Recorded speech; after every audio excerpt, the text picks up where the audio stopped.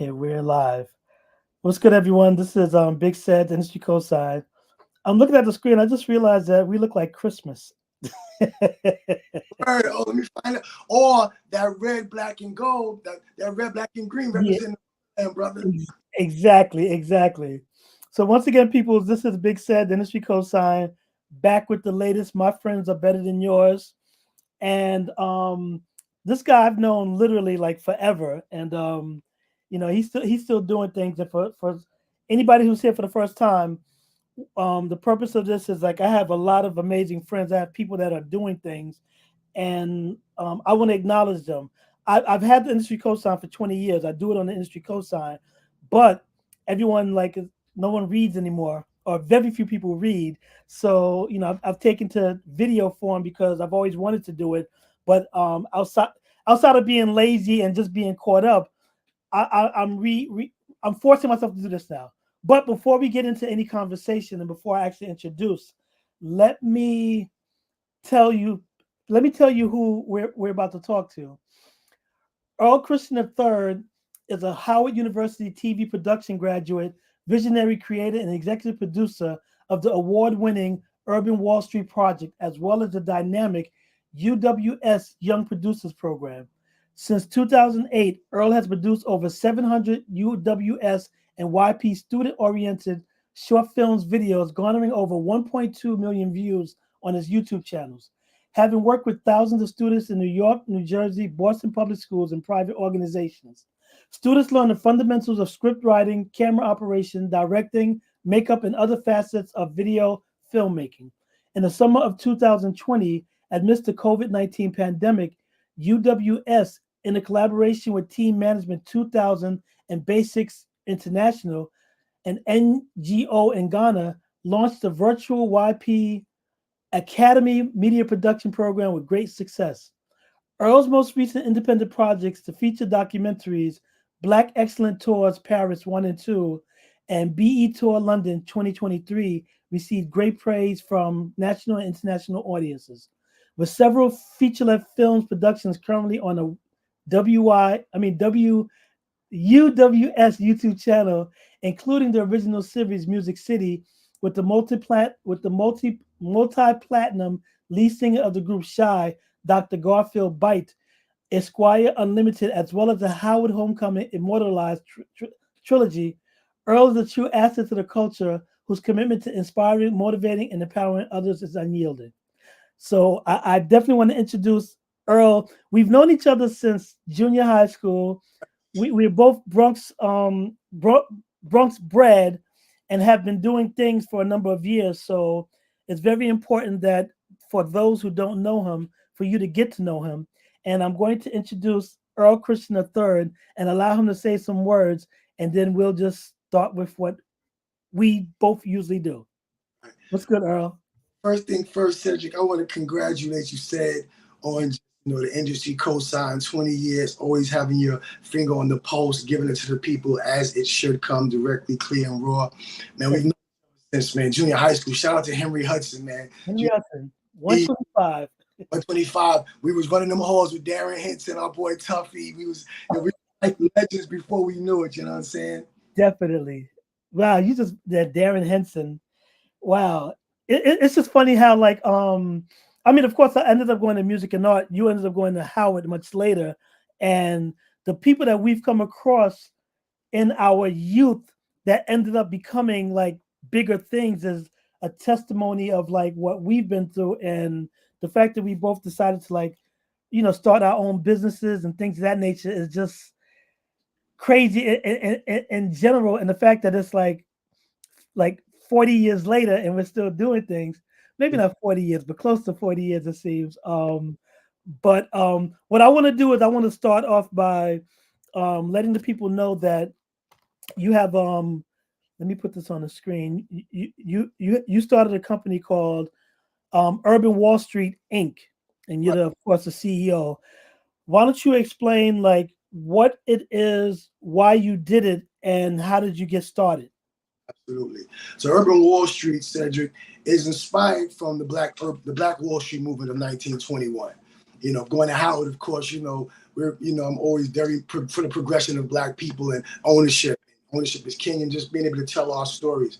So how the program started was actually inspired by it. So it started with my actually it started with the talk show that I started out of the Bronx, right out of Lehman College, Bronx Net. You know what I'm saying? On the Urban Wall Street Project. And it started as financial literacy when, back in, the early 2000s, individuals all tapping into different network marketing ventures. And of course, I tapped into different ones. But outside of just getting into that and learning that space about the different ways you make money, it was just about, our people don't know this. So it's time to just educate our people in a different way, but not with a shirt and tie. Just really look like we're doing it right now. And we can garner the people that we needed to reach. I knew I needed to reach people in our culture, in our communities, particularly the Bronx, that if they just saw a shirt and tie on the screen, they might just kind of scream by. But if they saw somebody looking like them, they might want to stop and listen. And that was a great thing. And so I had success with that show. We won awards for what we did here in the Bronx with it, and actually throughout New York City. And then I created Young Producers. And Young Producers is a program I've had in New York, New Jersey, Boston, and Africa remotely since 2008. And the reason I created that program is because I wanted to give our young people a voice. I wanted them to know that their voice was their power, and their power and their creativity could manifest different types of careers. And that's what I studied at Howard TV Film Production. And so it was just my way of really just giving back, lifting as we climb, one of the models at Howard. And then it's going on from there and growing on from there. 2019 and in 2016 2014 is where I launched the Black Excellence Tour with my first Howard film, Howard Homecoming Experience. And then from that, a brother caught wind of it from Paris, like, you need to bring this to Paris, or everything like that.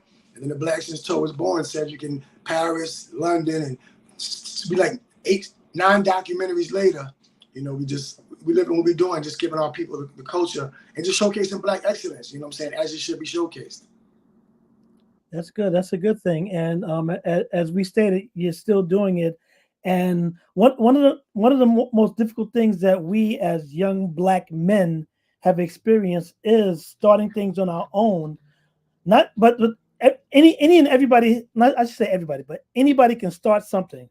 But can they continue, and can they do it? Because we've seen a lot of people come and go, talented, intelligent, but I always tell people sometimes entrepreneurship isn't for everyone. You can have people that can be excellent at a corporate company, can do their thing, can rise to the level, even get to CEO status, but when they go out on their own, they don't do well. And then you have people that's just the opposite. They can't function in corporate America. They can't function under strict protocols, but they can start their own thing and then become millionaires and have companies, multiple companies, because of the vision that they have.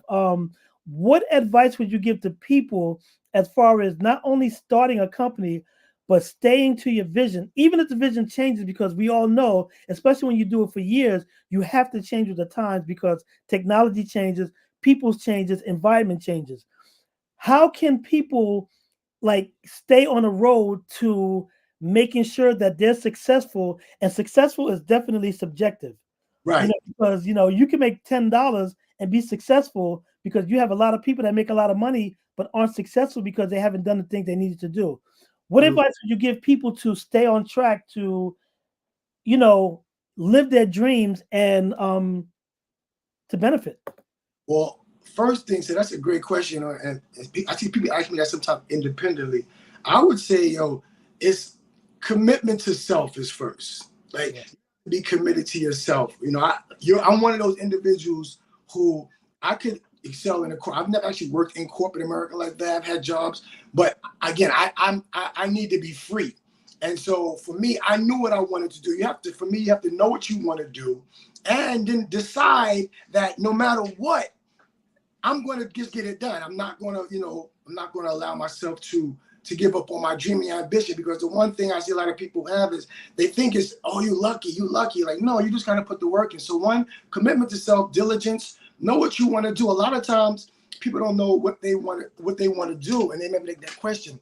And that's what I love about my Young Producers program. I'm trying to instill in people early enough that it's not going to be easy, but decide something that you want to do, something that you love to do. For me, fortunately, TV production is what I went to Howard to study. And I tried that route, went to Hollywood, trying to get jobs, resumes and all that, and Paramount Studios, this studios, and didn't get the opportunity. So, I did some, acting work out there and had fun. But I realized in order for me to really deliver what I feel my purpose here from the creator is, I'm going to have to do it my way. And that's how I started the Urban Wall Street. And it was inspired from the Black Wall Street. And it's just the Black Wall Street of 1921 that was destroyed.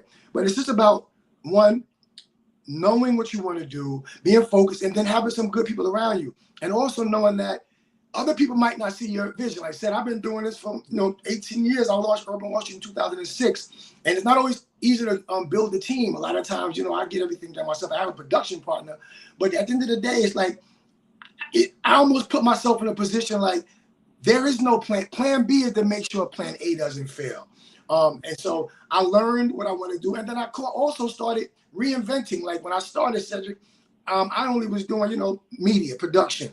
But then I spiraled into youth programs. And then I got into fashion and footwear. And shout out to my man, Ron Lawrence. Ron Lawrence put me on to his store because, hip-hop store, hip-hop store, cultural giant, put me on to his store. And then my creativity just took over his store. He's like, I got to teach him how to do his own thing. So I was blessed to have my brother Ron show me the ropes. And then I just stayed diligent. You got to stay diligent. You got to stay focused. Is it going to be hard times? Your money gets short. All those things happen. But I just say you got to stay focused. You have to stay committed to yourself. Because if you're not committed to yourself and your ambitions in your job, nothing wrong with it. But you're essentially committing yourself to that employer and whatever his or her ambitions was for her dream.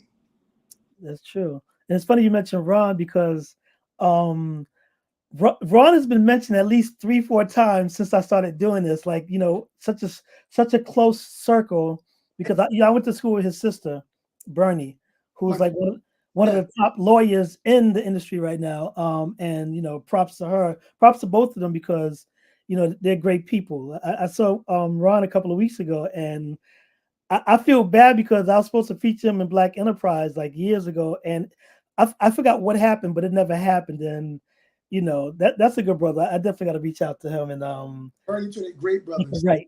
Yeah. But speaking of Ron Lawrence, I want to bring in the Howard University aspect because I was lucky to go to Music and Art, LaGuardia, where Tuffy and I we went to school with people like Omar Epps, Jennifer Aniston, Carl Payne, Dondre Whitfield, Slick Rick, Dana Dane, MC Search. So at a level, we went to school with people who weren't celebrities at the time, but rose up and now they're at the top of their game, some still doing it.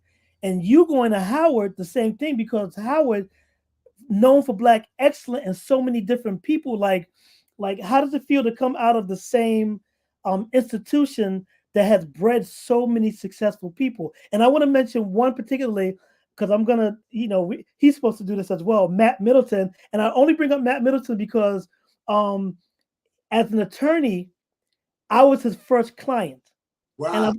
And I'm always going to he admits it, he tells people that, but I always bring that up because when people are doing their things and you're connected to them, in the past, I've always shied away from whatever accolades, but as I got older and meet more people, they're like, yo, you have to acknowledge what you have done and the roles you've played in people's lives because, I was there for Matt at the beginning. And Matt, when you look at this, I'm calling you out because we need to talk because I was your first client and I started you on this great career that you have. But anyway, going back to Howard University, you went to school with so many different people that have, excelled in the game. How did that make you feel knowing that these people that people honor and look at, and of course you get accolades as well, but just knowing that these people have been ahead of their time, how does that make you feel going to a prestigious school like that? Listen, man, one of the best, not even the best decision I ever made was going to Howard University, coming out of the Bronx, Howard saved my life. I was into a lot of different things lightly. We were good kids, but, we still grew up in the South Bronx, you know what I'm saying? Yeah, exactly. Going to Howard University definitely saved my life. Matt Middleton is one of my good brothers. He was actually one of the first people on my show. He's actually one of the top 5 interviews on my Urban Wall Street project. We were starting out, and he's definitely one of my good brothers to this day. But it's a great honor. It's a humbling. I was talking to James Walker, James Walker Esquire the other day. He called me, and we were just talking about how Howard, no matter what we've all done some phenomenal different things, but none of us, we're all simply branches. None of us are big. Howard is the tree. So I just feel like I'm a part of this great, great poplar tree that's just has incredible spawns. And it's an honor to, you walk those grounds and because everybody didn't have that opportunity. A lot of people apply, people might have, going in for a semester or a year, but to have attended, going through 5 years, graduated. And of course, this is what led me to produce those films, because I wanted to be able to immortalize the greatness, the richness, the culture that is Howard University. And we all know, just generally and commercially, Howard is great, it's beautiful, but you don't necessarily know the culture of that university, the richness, and why it's called the Mecca. And so it's the greatest feeling. And of course, when you're on campus and you're with the likes of the Felicia Rashad and the Debbie Allens and once upon a time, Raz Baraka, Mayor Raz Baraka is a good brother of mine, and the countless others in music, film that have come through there. So for me, yeah, it was a priceless experience, Sid. It's a priceless experience. That's one of the things. Howard was one of the schools I had wanted to go to, and I always imagined, like, the what if, like, what if I had gone to Howard? And but the funny thing about that is that I know a gang of people, because a lot of New Yorkers went to Howard. Right. And like I said, then once I got into the industry, then just meeting people, then being friends with people who are friends of other people, then all of a sudden, I feel like I have a Howard University connection because of the people. I went to a homecoming one year, and it's like, I just felt like I belonged, but unfortunately, I never went there. But I also understand the prestige that the school has brought, because even going back to before, people our age went to Howard, like with the Debbie Allens, and like I said, it's a big wealth of knowledge and culture for such a school. And like I said, and the fact that I went to music and art, the same thing, because I mean, the people that Ben Vereen, Billy D. Williams, like those type of people went to music and art. So to follow people that actually went, and then you have some people that went to music and art that went to Howard as well. So it's like, just being in the company of those people and knowing that you're coming from the same tree, as you stated, is a good thing, because whatever you do, that you have people that you're either connected with or connected through other people that went to prestigious institutions. And like I said, even after going to music and art, Nicki Minaj went there. Like, so it's like other people went there, Marlon Wayans and people like that. So it's like, yeah. I'm royalty because these people are royalty, but I have people that was royalty before. Absolutely. So, to me, what Howard is to the culture, growing up in New York, that's what music and art was. I went to Stevenson, it was good, but I'm like, people that went to performing arts, music and arts, LaGuardia. So I feel like you'll have that iconic experience at the high school level, and I was fortunate enough to have it at a collegiate level. But it's the same. It's the same.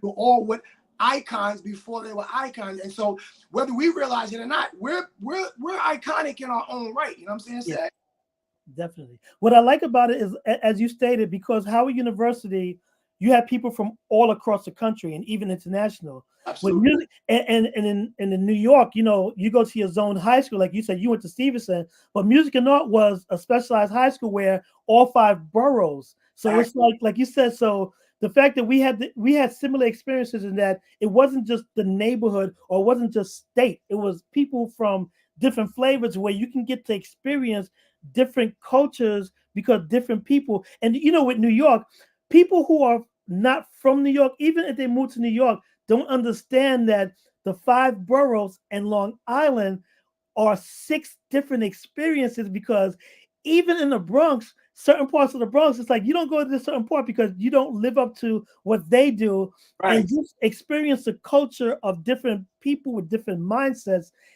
It allowed you to grow in such different aspects, where my dealings in music and art taught me how to deal with different people, because there were people from different boroughs and we were all talented in different ways, but then the mindset was definitely different, because them Brooklyn dudes back then were definitely on a different level than the Queens, than even Harlem, and then the Bronx. So it's like I know with you going to Howard, just experience people from different states under this whole thing, it's definitely an experience that I think that people should experience when they instead of like, we know people that never left the block that are still Absolutely. on the block.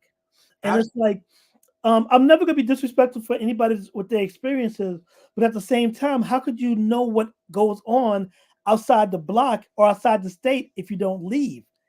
And even though I've lived in New York my whole life, and I may always live in New York, I still travel. I just came back from Cancun just last week. So it's like I was in Greece last year. So it's like I do get my travel on, not in a way that I want to and in the droves I want to, but I think that it's important that we as people, particularly Black people, we need to experience different things so that way we can experience life. And I just look at people like, if you don't experience life, then what good is life? And when I say experience life, I don't mean just necessarily going out of state, but I'm just saying experience different things. Absolutely, and to that statement, Cedric, that's what led me to take the Black Excellence Tour Internationalist, and I'm going to Paris twice, London twice. Just came back from London 2 weeks ago on BET London 2. I was out there in 2023 and did an amazing documentary. I was in Paris in 2016 and 2019, and why I wanted to do that, because I wanted to spotlight our people doing great things, bridge that gap, show our similarities, whether we're 3,000 miles apart, show the similarities, show the excellence, show the same degree of ambition and desire, and even speak to some of the maybe obstacles and challenges that a Black person in Paris has, a Black person in London has, and how it compares to a Black person in America, like, and just really show how much more connected we are than. I want to go back to the Bronx because a lot of people, they don't understand the richness that we've experienced growing up in the Bronx. And of course, being involved in hip hop, like literally being in the midst of like Africa Bambaataa and the Zulu Nation and the Soul Sonic Force and Crash Crew, like just that atmosphere when we're young.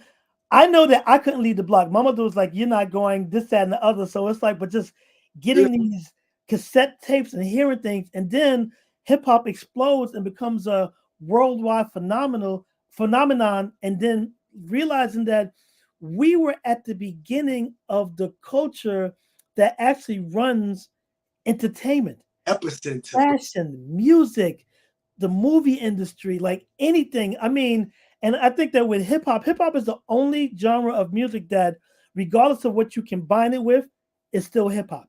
Absolutely. Everything else, it might be a fusion, whatever, they make up different names. Combine it with rock, combine it with opera, combine it with jazz, it's still hip hop. So I know I can appreciate the what we went through in the block parties and the breakdancing, the graffiti, and graffiti was looked at as a bad thing because that's what white America was telling us, but it was an expression of art, and I know we can appreciate seeing that in the gritty neighborhoods and things of that nature. Exactly, and to that statement as well. In America, right, we see graffiti, and they want to cover it up. We graffiti or burners. They want to paint up, to the white man. It's art. It's not art. It's filth. This and that, right? When I went over to Paris, they welcome the art. Like, you see the street mailboxes or signs or wall. It's graffiti. Like, yo, hold up. So they embrace. Yeah. They embraced it. I'm like, wow, you saw it. I just saw it differently. Why? Me and Garfield, we were talking about it because I said he went out there with me for the first project as like a correspondent, and it was just when we talked to different people, and it was like, nah, I mean, buildings, tall buildings, like graffiti, like we in the Bronx. We said, how they did that graffiti on the wall? They hanging from the train, all that. But you seeing buildings where they're pretty much contracted or come in and make these murals that are graffiti based. It's amazing. So yeah, so that's why it's like you said, that getting off the block and traveling and recognizing that the Western programming is not the totality of programming. I think when I was either in Memphis or was it New Orleans? No, it's probably Memphis, I believe, and I could be wrong. Like, there's a whole section in the town where it's nothing but graffiti that is like valued. Right. And I'm like, I said, coming up in the Bronx, in 2 weeks, it might be covered up because, these people are like, you're destroying property, but it's like appreciated in other parts of the country. And I was just amazed. And this was like last year, and I'm looking around like, wow. I'm like, I'm taking pictures like I'm a tourist, but I'm like, this is where I come from. So it's like I definitely appreciate it. Now I want to swing into the fact that, like I said, being that we were there before the what I termed the commercialization of hip hop. Absolutely. Did you ever think that the music that we were listening to before it got on radio would explode in the way that it did? Whereas the 50th anniversary was last year and it's still being celebrated. Did you ever see that? Absolutely not. So you think about it, because it was the first time, it was the beginning. So, we had what was pop, there was disco, Yeah. jazz. So we grew up on disco in the 70s. It was disco music. That was, you go to the house party, you had the slow music, but everything else was disco records. So when it came along, it was like, yo, and it was something from the streets, from the rawness. So of course, nowhere in my mind would I ever think that something that essentially comes, what they would say, from the mud, would ascend to the level of the heights it is and become pretty much the biggest genre globally in music. I mean, everybody wants to be attached to hip hop in some way, shape, or form. You could barely hear any corporate commercial that doesn't have hip hop influence. I mean, in everything. And so, no, I would have never imagined it, right? But when you think about what it was birthed from, the rawness, the realness, the truth, the grit, well, yeah, that always maintains, right? Rawness, truth, grit will always persevere through it, because it's built on, we ain't got nothing to lose. Yeah, exactly. Hip hop could have only gone up from where it started. Broken glass everywhere, people pissing in the stores, they just don't care. Like, you can only go up from that. You feel me? Yeah, that's definitely true. And the funny thing is that I know last year with the 50th anniversary, corporate America was on top of it, was doing shows and paying people to do things that and other. But as I predicted, like the minute the year closed out, it's like, okay, we don't care about hip hop anymore, Right.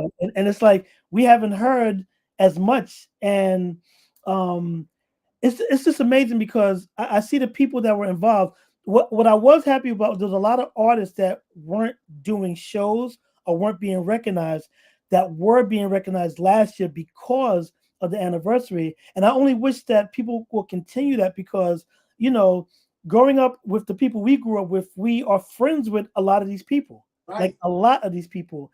And the fact that it's going back to being quiet again, it's kind of a shame, because there was a big excitement last year, but it's like hip hop has always been exciting. And I just wish that corporate America, and another thing that another beef I had with corporate America celebrating, they gave the money to people that had nothing to do with the culture. Right. And I'm like, I'm looking at people that were actually part of the culture, and a few were recognized, but did they benefit?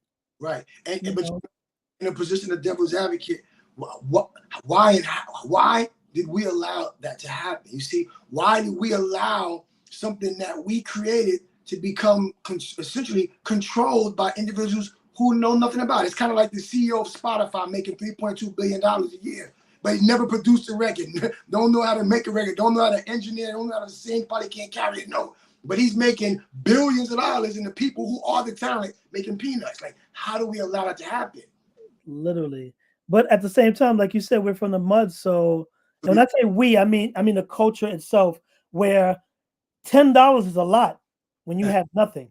Right. So if somebody comes to you with a contract that says, send this $10,000 contract, and your parents are on welfare, $10,000 seems like $1 million when you have nothing. Absolutely. So they were able to do it in that manner. And it's like, because people always say, well, how could we have let it happen that way? But it's like, yeah, but if you're dealing with, like with corporate America, if you're dealing with people who have money or came from money, it's not as easy to manipulate people into joining you. Absolutely. So you have no money? Right. So you're right. In 1977, 78, 79, the early days, and in the 80s, yes. But once to me is this. when I can hear, we watch everybody telling their stories of the golden era of hip hop. And in the 90s, the black brands, the Fubu, the Carolina, the Walkaway, I mean, in the 90s, we was all Emiche's, Mecca, right? All these brands. I remember we did an interview with Tony Sherman and April Walker. Shout out to April Walker. And Tony was talking about how Mecca went from zero to a $70 million company in 3 years, right? You had people talking about, oh, Rockaway was doing $400 million in a year. And so my mindset is, yes, if we have gotten to the point where our brands and the thing we created were building that money, what did we miss? Did we not add the educational component, the business component? Because look now, I'm like, yo, what happened to these are multi-million-dollar brands? Why would they die away? Why did we stop patronizing them? How did we not allow ourselves to take those brands? Because the Hilt figures, the polos, they still here. They're still around, yep. So why are our brands not still around and with the impact that they were then?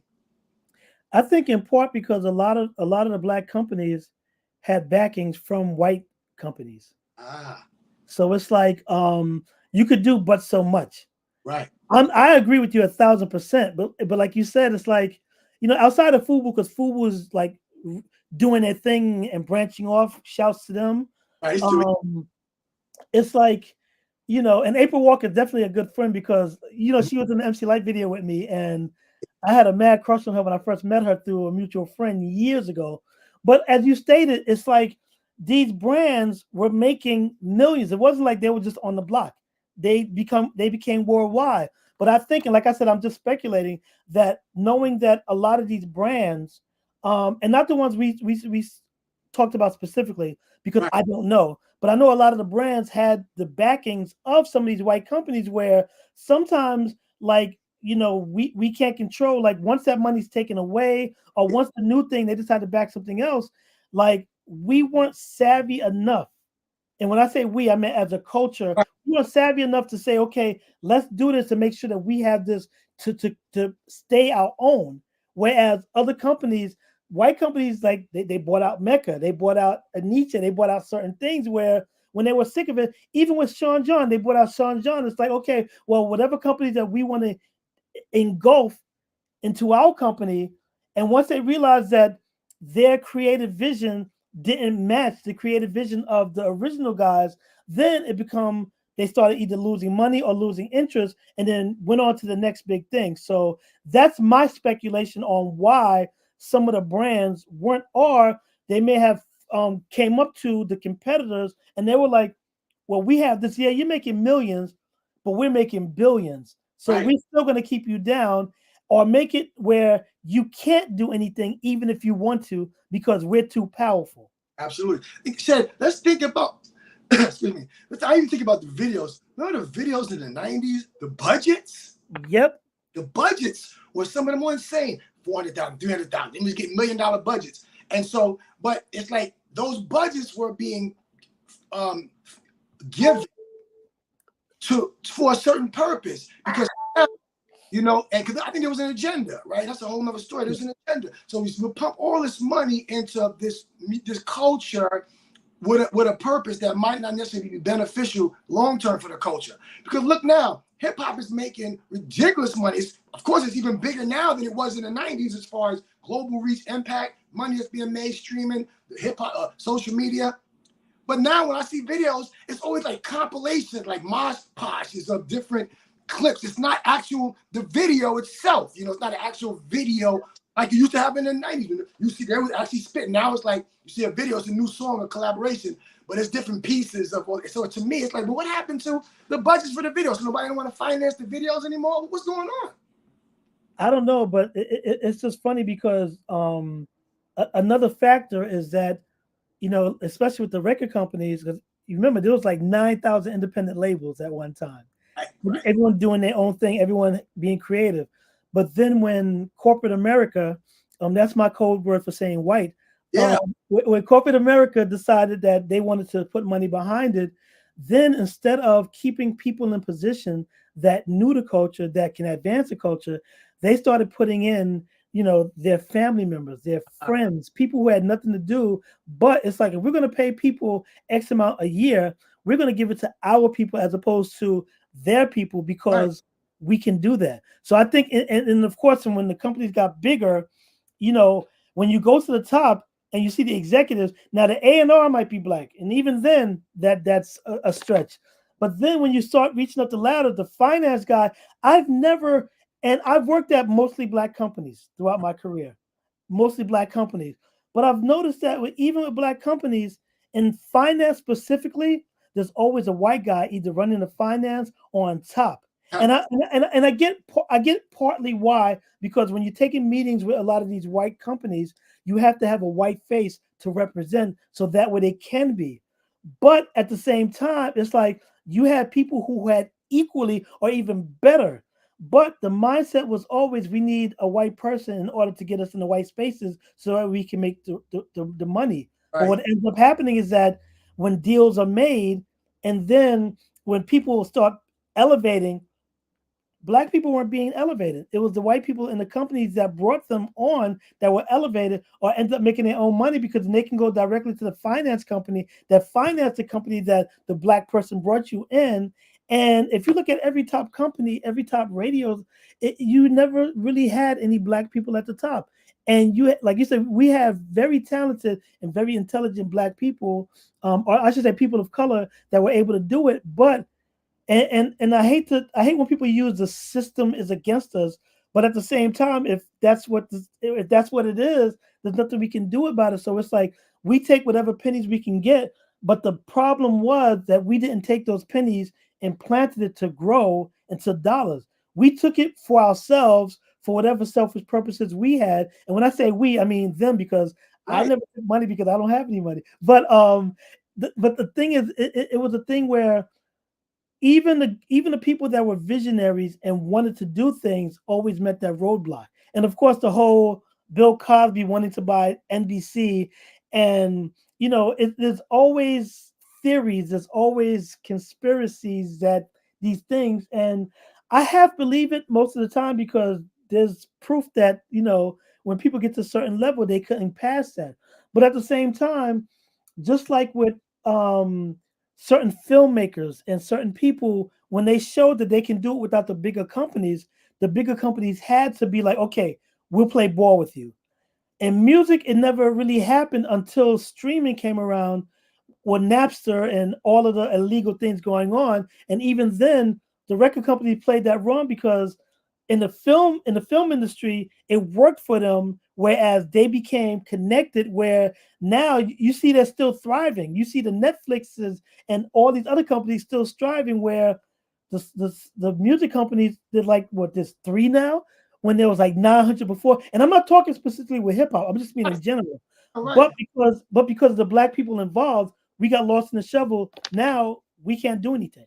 And so the vision, because think about this, and I always say this when I have conversations. I said, in the 90s, even maybe the early 2000s, well, before the Tyler Perry, then we had black actors who were doing their thing, coming up, getting roles, whatever, trying to win.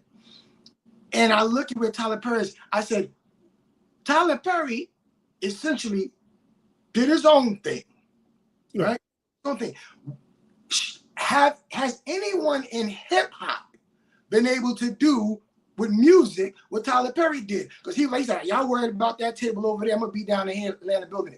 Why he took control of his vision. When you watch it, he took control. I have to control 100% of it. And of course, corporate America, the establishment, may not have wanted him to have it that way, but he was resilient and he refused to not have it his way. But it comes also to our cooperation. It's that innate. Why we think about it. You had some cats making hundreds of millions. Think about we count people's money. Probably, oh, man, make 100 million. He did 200 million. He's worth 300 million. He's 400 million. Why had y'all not come together? Maybe taking listen. If the top 10 cats in hip hop had taken 10 million each, that's 100 million, and you take that 100 million and let's now build something. Yeah, it's going to be met resistance. But we had gotten to, I think, a point of power and influence. And now with social media, it might be even harder to destroy. See, before social media, it's like we can destroy community, we can bomb Philly, we can do it. But now it's cameras everywhere. So the strength now is in the fact that there's a greater visibility, there's more eyeballs. Why are we in this position? Because what do we own right now? After all these years, after 50, if hip hop is 50 years old, it's in its golden year. Who owns hip hop after 50 years? You know, like who really owns the culture of hip hop? And I'm just asking, I don't have the answer, but you think about who owns our culture after 50 years and billions made? Who owns it? Lucian Grange? No. But Lucian, operative verb. We ain't gonna go. That's a whole nother. You know what I'm saying? Exactly. But you know, I think the main problem was you had very successful people, very successful Black people, all doing a thing, and rightfully so. And for the first time, it was so new. Yeah. But I think the issue was always there has to be a leader, so to speak. No one wanted to give up that leadership role. So if you have the Rockefellers, the Def Jams, the Murder Incs., and all these companies where they're like, we can do this together. But then it's like, well, I built this, so I should be in charge. No, I built this. Well, we were the first ones to do this. Then the Master P's and so it's like, I think the ego of who can or who should probably killed any chance of us actually getting together. Absolutely, because do you think Sony and Universal and MCA and Warner Brothers at the electric? You think they were doing that? Did they destroy each other from within? I mean, I'm just asking, like, you know what I'm saying? Like, why we just have that? It's that pitting. It's that Willie Lynch. What does it make a difference who got there first? If you got there and then I got there and then I got there, so we all hit at the same time. Does it matter? Does it really make a difference? It shouldn't have. But unfortunately, like you said, ego. That was the number one thing right there. It's our egos. We want to be the best. We want to be the king. We want to be the top dog. Well, when everybody wanting to be the top dog and not wanting to concede and work together, now ain't no top dogs. No and top dogs. The toppest dog is. And what ends up happening is that the top dogs always end up at a white company or partnering with other whites in their pursuit of doing whatever they do. And no shade. And because, like I said, if I get an opportunity, I might do the same thing. I'm gonna be honest, you know, and not because to turn my back to the culture, but because most people, not me, but most people do this for the financial aspects. Right.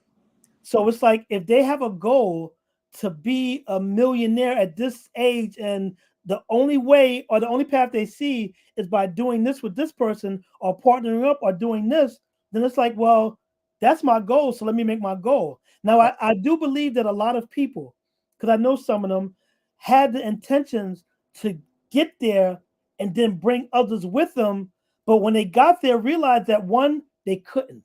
Right. Two, if they did, it might fuck their own position up where they might lose their position. Right. So it's like, it's a lot of things. And I don't fault anybody except for the ones who do it for selfish reasons, because we do have a lot of selfish people that have done things. And the thing is, most of those, a lot, I'm not gonna say most, but most of those selfish people, and I'm talking Black executives or whatever, creatives, ended up losing things because of their callousness to that situation, as opposed to being smart about it. Now, like I said, I've never been in that position, so I can't speak to or for anyone because, I can't speak to it because, like, I've never gotten a check for $100,000. So I don't know how I would act if I got a check for $100,000. Not saying that I've never made that. I'm just saying an actual check for $100,000. My whole thought process goes out the window because now I got $100,000 in front of me. So you can imagine when it's millions at hand, when it's like shares in certain companies. So I can't be mad, so to speak.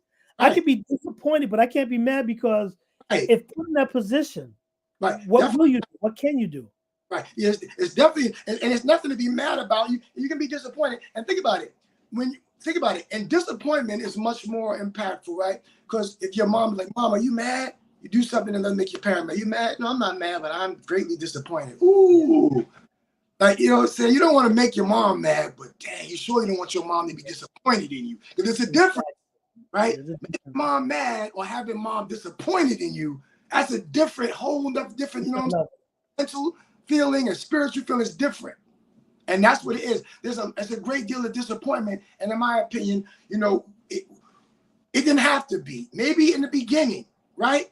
But, at some point in time, we just couldn't come together. And that's it, our lack of unity, our lack of cooperative economics, because everybody else does it.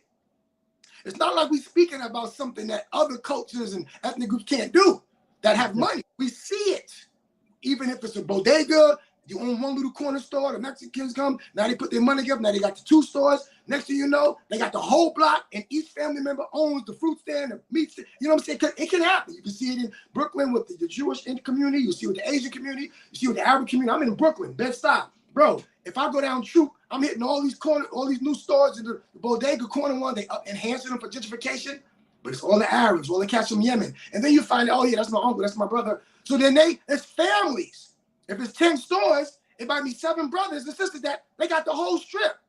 And so when we say it's my hood, well, my is a possessive pronoun that denotes ownership. Why have we not come together or started to learn to come together and make our really matter?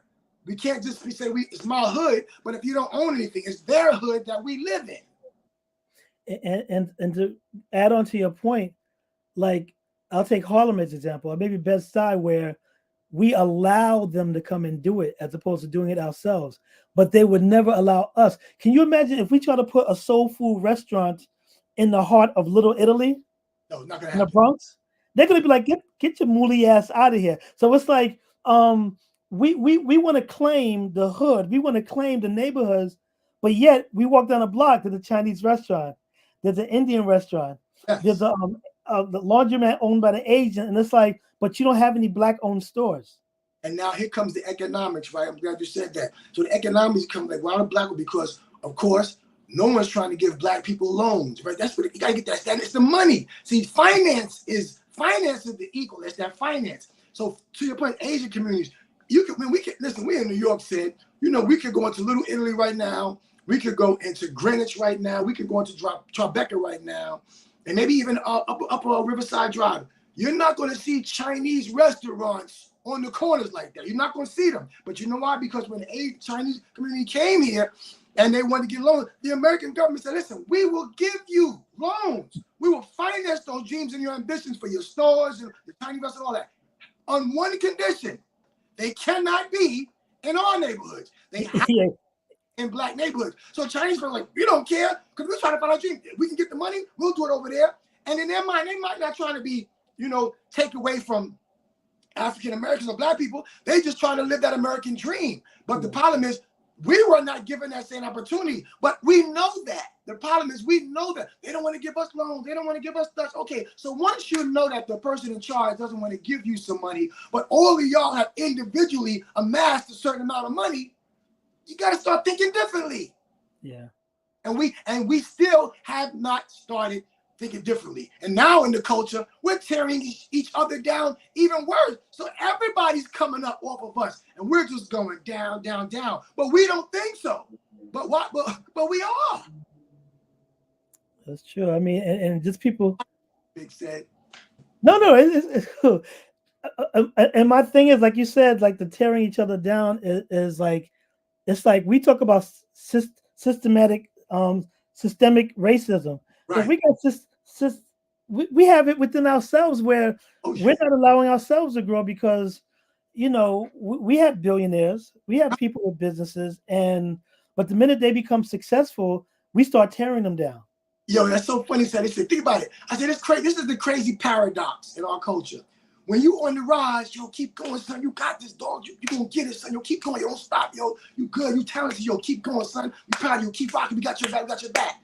While you on the struggle, going through it, they with you. Breakdowns. I lost the deal. Now keep going. Keep going. Boom. Now once you keep going, and now you cross that hurdle, and it pops, and now you start to bubble, and now your star starts to rise. Oh, fuck that nigga. That nigga thinking. So you with me up into the struggle. You're encouraging me. But once I get a little over that hump of the struggle, now you start pulling me back and tearing me down. Like what? That's us. But it's a mindset that is programmed. You see, we have been programmed. Our culture has been programmed to be self-destructive. Yes. And the problem with that is we can know it and we can talk about it all day, but I'm gonna create it to your computer, Cedric. If you work at a job, you got the tech department. So the computer goes down, you'll call up tech, have them come check out the computer, see what's going on, right? They have to come in, maybe do a new password. Now they alter everything. Now they say, okay, listen, now they send you a new code. In order for you to get back in your computer, put in this password and this is your new, all right, cool. Now you got it, all right, fine, I'm in. So now, you're not in control of the programming of that computer. Black people are not in control. We didn't program ourselves. And so subsequently, we don't know how to change that deficient and defective programming because we were not the how should I call it, the tech master. Yeah. Western programming is the worst thing in our mindsets. And we don't think outside of the construct of Western. You go to Europe, you go to Africa, you go to Ireland, Brazil, different places. They don't have the same Western construct of thought. You see what I'm saying? And so and until we're able to really address that and recognize it as a collective community, we're going to continue having the same cycle that we're in. And the man knows it. They look and watch it. They look at them tearing each other down. They can put something out about us. We run with it if it's negative. We put something out about us positive. We're looking for the reason why the positive is not actual. So we never question their suggestions of our negative, but we're always questioning and second guessing our suggestions of our positive. And that is just a shame. Perfect example with the Super Bowl situation going to New Orleans. You know, and I read somewhere somebody's like, Jay-Z has brought more black artists to the Super Bowl halftime than the whole history of Super Bowls. And yet people want to complain because somebody didn't get the slot. It wasn't as if they selected another white artist, which, I mean, if you think about the last 5 Super Bowls, it's been mostly black artists. Right. And instead of recognizing that the fact that he's bringing black artists, you want to tear him down because it wasn't the black artist you wanted. Right. You know, and I get the home team and the hometown thing, but outside of Dr. Dre, when they did it, there has never been a situation where the hometown team got the hometown talent. That's just not a thing. So it's like, right. Now it's expected. Right, and it might never be again. See, what we don't realize is the show that we're putting on. People sit back and watch it like, well, so this is what happens when. So we don't even really want them here. Let's just skip this.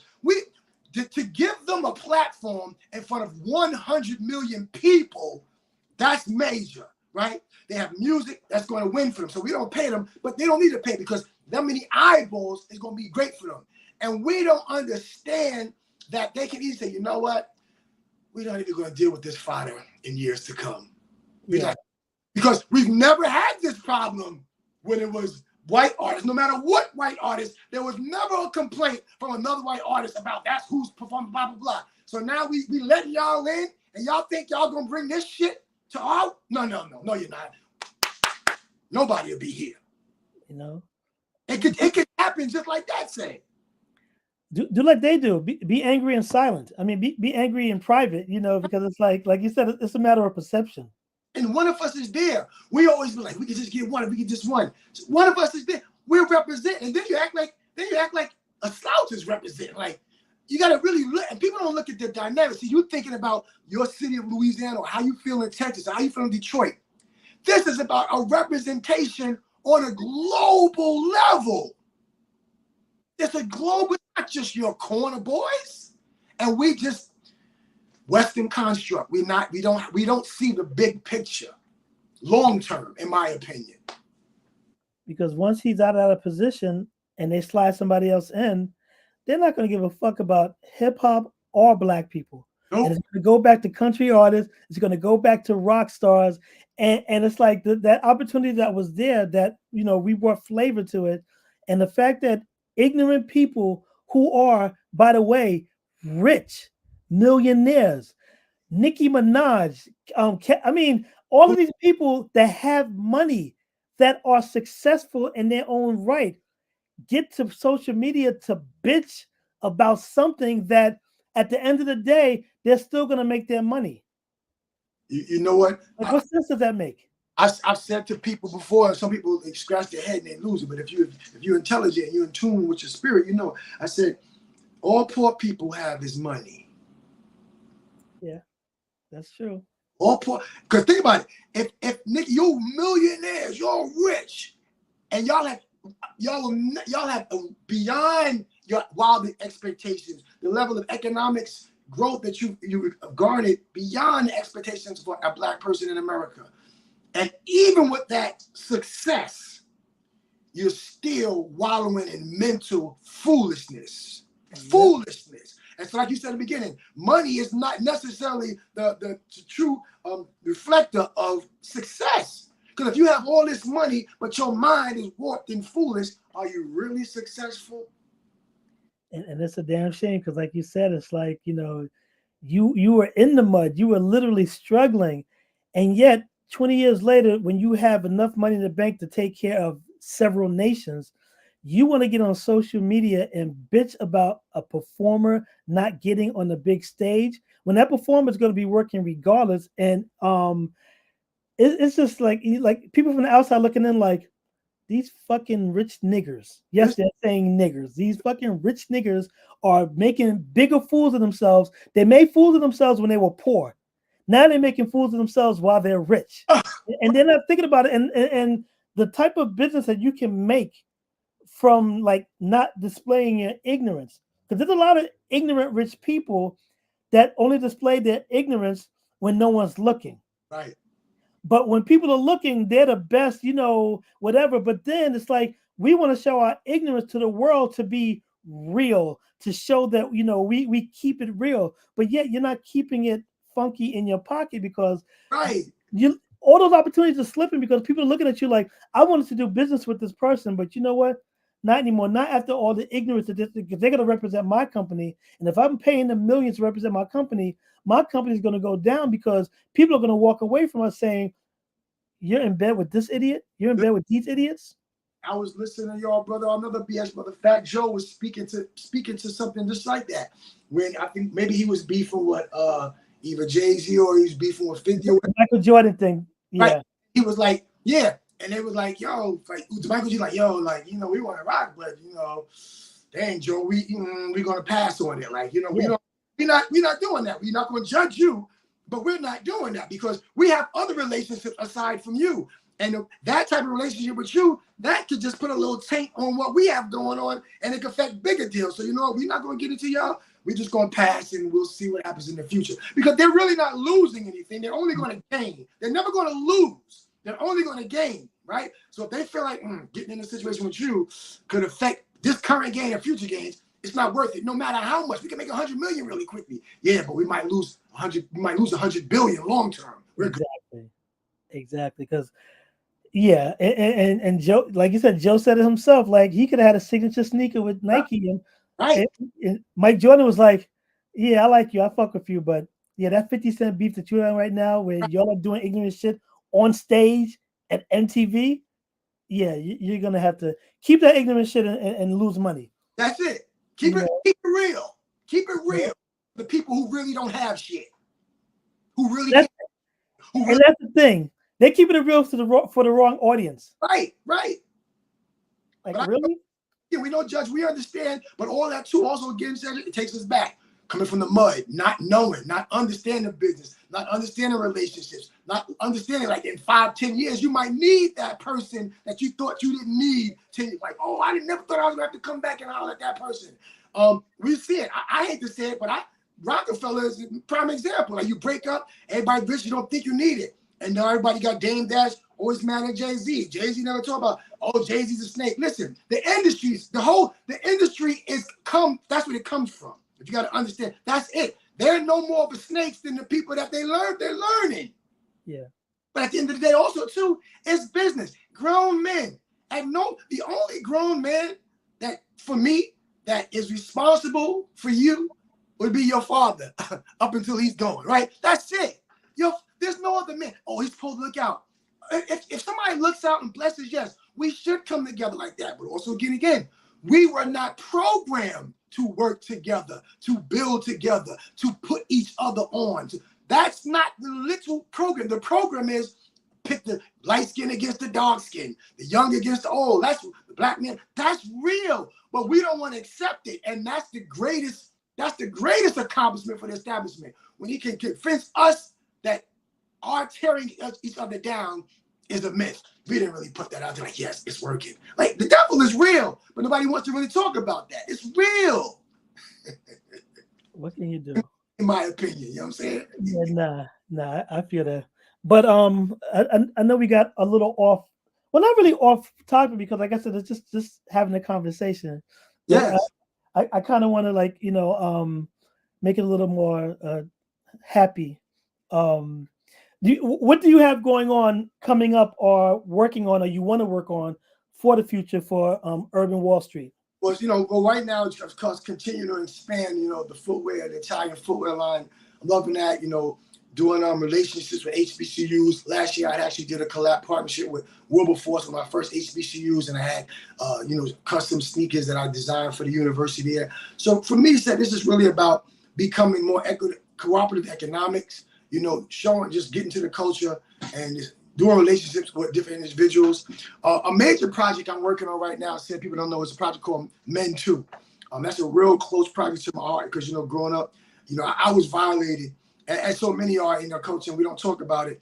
And we're seeing what's happening. Unfortunately, like, we all feeling the pain of, I think, one of the most violated young people in the culture, with that being Justin Bieber. Like, we're seeing the pain and we're hearing the stories that he went through. And a lot of men went through different things. I remember the brother who was speaking out about, one of these black executives trying to holler at him, and he thought it was Tyler Perry. So there's a lot of things that's happening. And that Me Too movement, was very valid and necessary for women.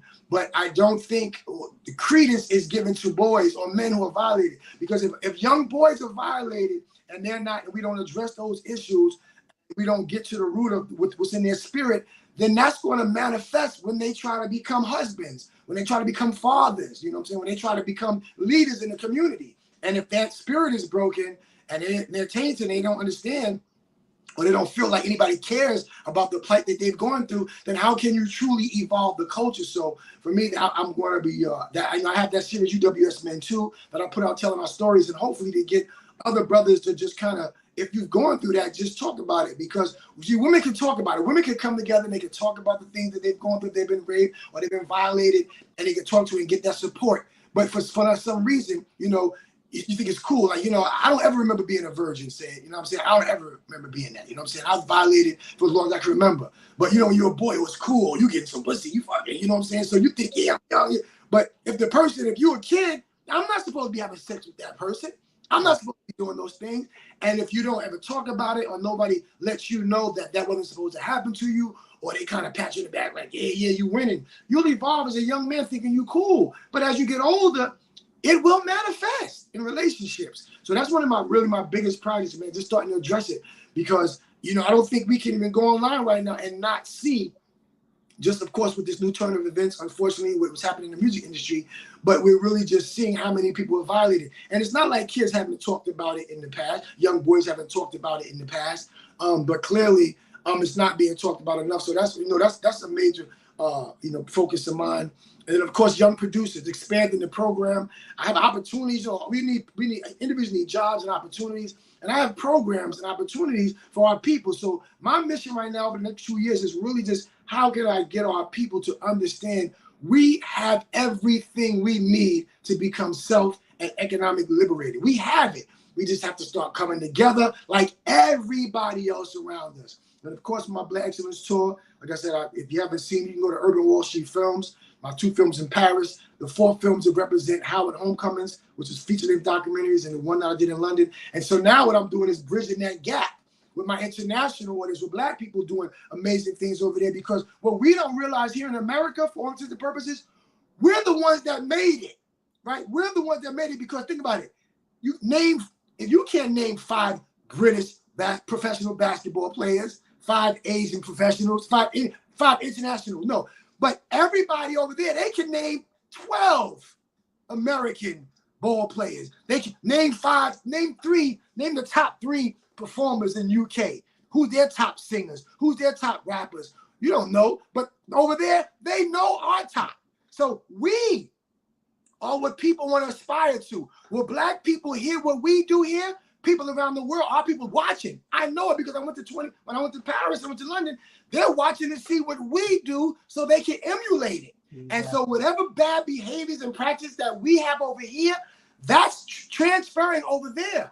But the media doesn't show it. We don't see us over there. So we don't understand how the weaves and the eyelashes or the just the crazy dysfunctional behaviors, we don't see how it's impacting global. So like, well, why can't Black people get ahead? Because the top, we're the presidents, we're the kings and the queens. So everybody else is watching what the kings and the queens of America are doing. So if that's what the kings and queens of America are doing, that's what's getting venerated, that's what's making the money, that's what's being exalted and venerated, then that's what we want to do. But that is absolutely detrimental to our evolution as a global people. But we don't have those conversations because everybody, like you said, is ego. They're worried about them, or they don't want to tell too much, so they will lose their position in master's kingdom. You understand?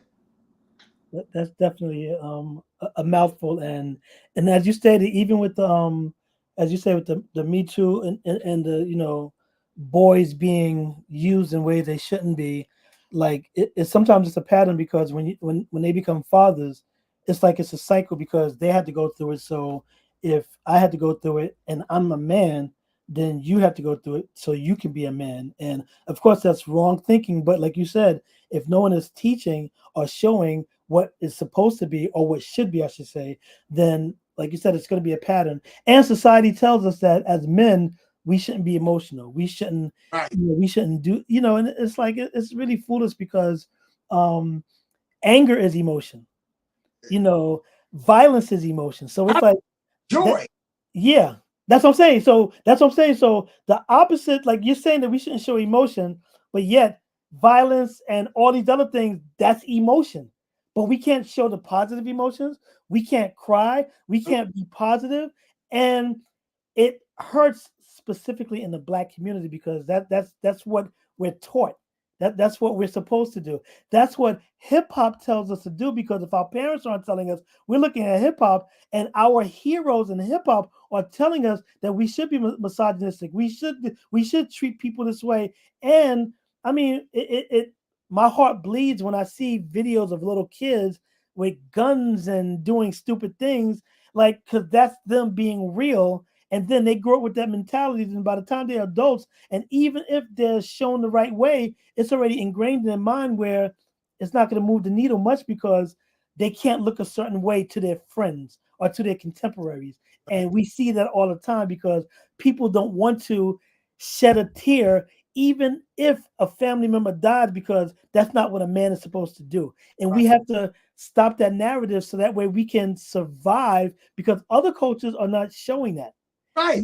And the masculinity that they show is not based in ignorance. Exactly. And so to that point, it's the posterity. So the films that I've created, we talked earlier about, Howard, we talked about, music, perform music and art, but that's what Howard. So when I produce these films, you have a weekend. Think about it, you have 3 days where incredibly successful and educated and dignified Black people from all parts of the world and the country come together to celebrate, to convene, to show love. And you see that. You see your Black men. I love you, brother. I love you. You see the hugs. You see the adoration from Black women and Black men. And it's not always about sexual. I'm trying to get with you now. This is family, brothers and sisters. And so when I created these films so we can see, like, hold up. So we love each other? Yeah. So we work together? Yeah. So we do build together? Yes, we do. What they show is not the totality of who we are. And so for me, the films that I produce is to counterbalance. They tell us, and they'll tell us 5 times that we ain't shit. I'm gonna show you 10 times how much the shit we really are. You know what I'm saying? Definitely. Well, definitely good luck with that, with everything you do. I mean, I shouldn't say luck because I don't think things are based on luck at times. I just think, timing is everything and acceptance because you could be great at what you do, but if no one's accepting it, does it really matter? And that's just a sad reality to it because there are better basketball players than Michael Jordan that didn't make it. better Absolutely. MCs than Jay-Z that didn't make it. So it's like sometimes it's not just about talent, it's about timing as well. And I'm pretty sure that in the direction you're going, the timing will be right for you. So that way we can benefit as a culture. Absolutely. And people, and I'm gonna say this to my people, man. You say one thing you said, what would you say to young people who like want to figure it out, how to get it together? Rejection is going to happen, right? It's part of life. But I heard a lyric in a song one time and I really love it. Actually, it was a song from these children of Zeus, his brothers out of London. And one of the lyrics is it was like, is redirect. Sometimes rejection really redirection. You know what I'm saying? Sometimes we get rejected and we get so dejected. You know what I'm saying?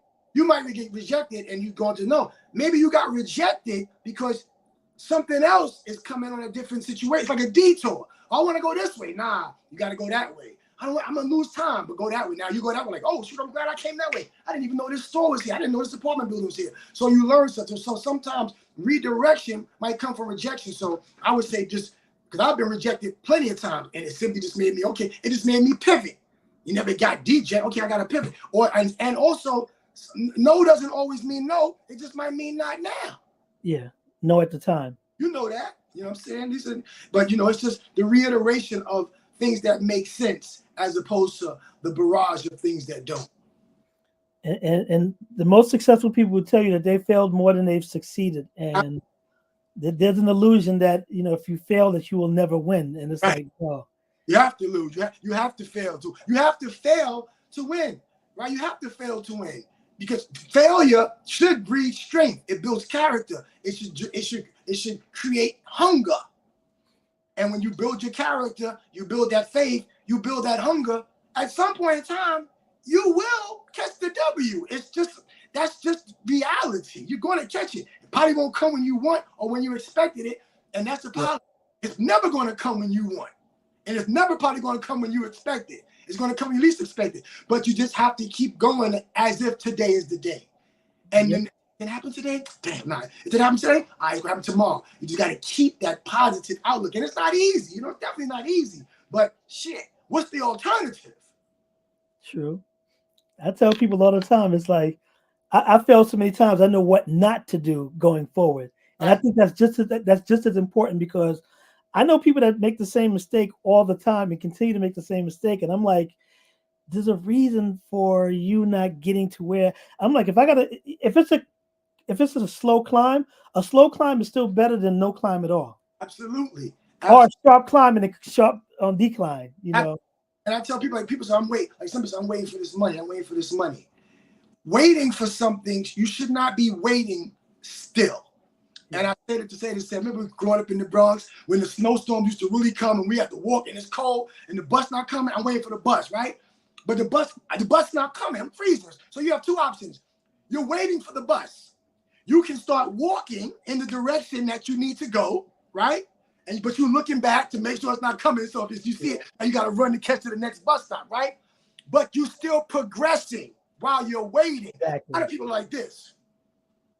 Nah, you got to move while you're waiting. I'm still waiting for the bus. And here's the thing. When the bus comes, I'll only have to be on that journey shorter because I started. I didn't wait for the entire ride. I took it upon myself. I was proactive in that movement. I was proactive in my waiting. Does that make sense, Ed? But the important thing is you said movement. Movement. There was movement. If there's no movement, like that bus may never come, but you're never going to know because if that bus doesn't come and you're halfway there, you're going to be like, you know what? I'm halfway there. So let me just continue. Exactly. So exactly. I'm with you. I'm with you. It is. But I want to say I do appreciate your time, your words, your thoughts. And like I said, you need me for anything, you can always contact me. I appreciate your friendship because like I said, it's like, we've grown up, brother. Like I've watched you, you've watched me.